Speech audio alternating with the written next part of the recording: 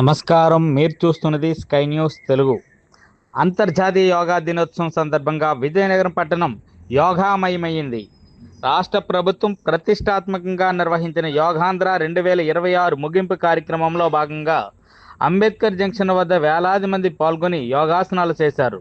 ప్రజాప్రతినిధులు, అధికారులు, విద్యార్థులు, సాధకులతో పట్టణం హోరెత్తింది. జిల్లా collector S Ramachandra Reddy, SP AR Damodar, MP Kalisetti Appalanaidu, MLA Pusapati Aditi Vijayalakshmi Gajapathiraju తదితరులు కార్యక్రమంలో పాల్గొని స్వయంగా యోగాసనాలు చేశారు. యోగా చేయండి, ఆరోగ్యంగా ఉండండి అంటూ ప్రజలకు పిలుపునిచ్చారు.